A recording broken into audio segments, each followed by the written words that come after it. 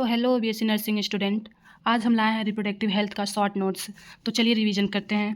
According to WHO, इसका full form क्या है? World health organisation. ठीक, अकॉर्डिंग टू रिप्रोडक्टिव हेल्थ का डिफिनीशन क्या है? इंसान को फिजिकल, इमोशनल, बिहेवियर, सोशल ये बैलेंस होना चाहिए, वेल बी मतलब स्ट्रांग रहना चाहिए, तभी ये रिप्रोडक्टिव हेल्थ में वो होंगे। ठीक, अब आ जाते हैं इसका फैमिली प्लानिंग कब हुआ था। फैमिली प्लानिंग प्रोग्राम कब लॉन्च हुआ था? 1951 में। और मान लीजिए इसका फुल फॉर्म पूछ सकता है एग्जाम में, तो हम वैसे वैसे लिखे हैं। RCH क्या है? इसका full form reproductive and child health care. ठीक, अब आ गया MMR का फुल फॉर्म क्या है? Maternal mortality rate. IMR का इनफ्रंट मोर्टालिटी रेट।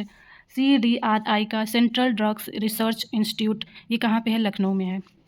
अब आ जाइए ये अमीनोसेंथिसिस पढ़ते हैं।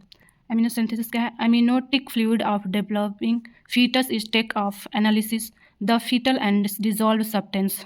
मान लीजिए जैसे कोई मदर अगर प्रेग्नेंट है तो उसका यूट्रस से उसके अमनियोटिक फ्लूइड निकाल के उसको फीटल सेल जो होते हैं वो टेस्ट किया जाता है।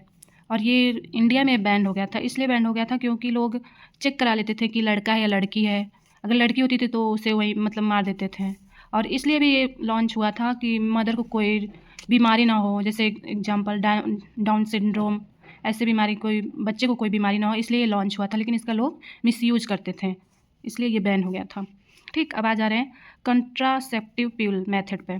ये दो टाइप के होते हैं, नेचुरल मेथड होते हैं, आर्टिफिशियल मेथड होते हैं। नेचुरल मेथड पढ़ते हैं।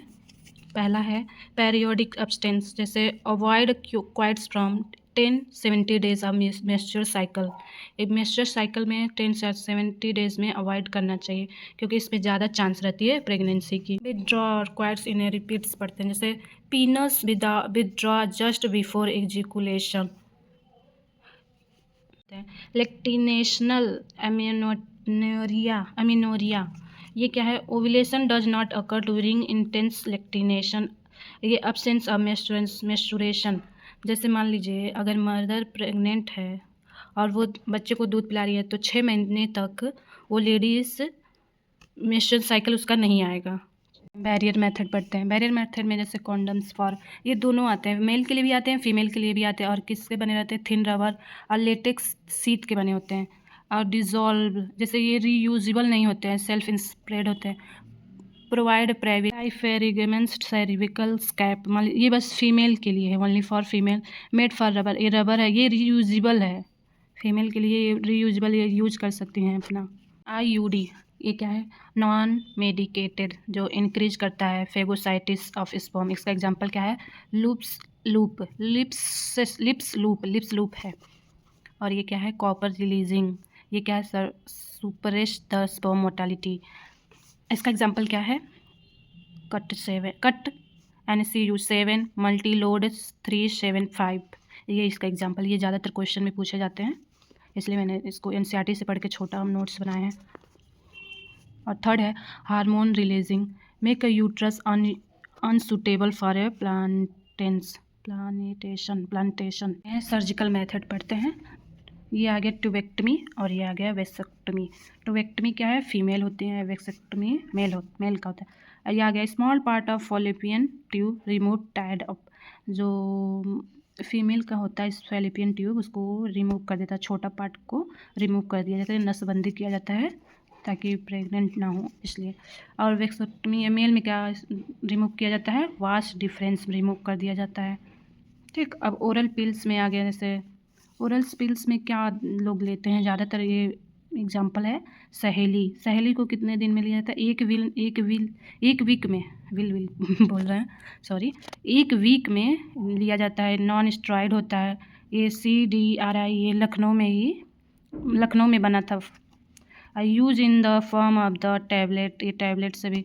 प्रोजेस्ट्रॉन और प्रोजेस्ट्रॉन प्लस एस्ट्रोजन कॉम्बिनेशन होता है।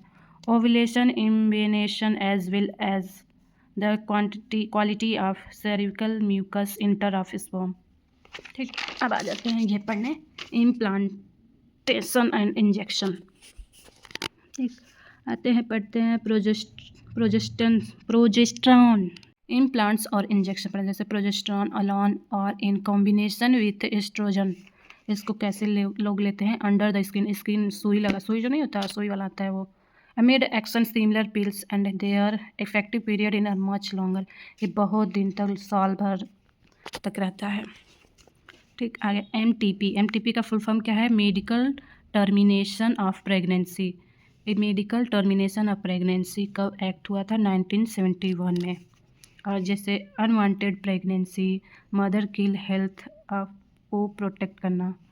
जैसे अनवांटेड प्रेगनेंसी, जैसे मान लीजिए किसको ज़्यादातर लोग देते हैं, मान लीजिए रेप ऑफ हो गया उनको, और मदर को अगर कोई बीमारी उमारी हो गई तब। और एक दवा आता है अनवांटेड पिल्स जो बताते हैं, ये STD, RTIVD, SID sexual transmitted disease, RT reproductive tract infection. अब ये आ गया वेनरल डिजीज़। RTI क्या है?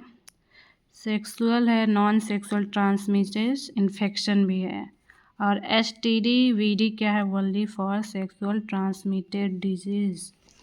अब आ जाते हैं, पढ़ते हैं STD। ये क्या है? बैक्टीरिया है, ये क्यूरेबल है।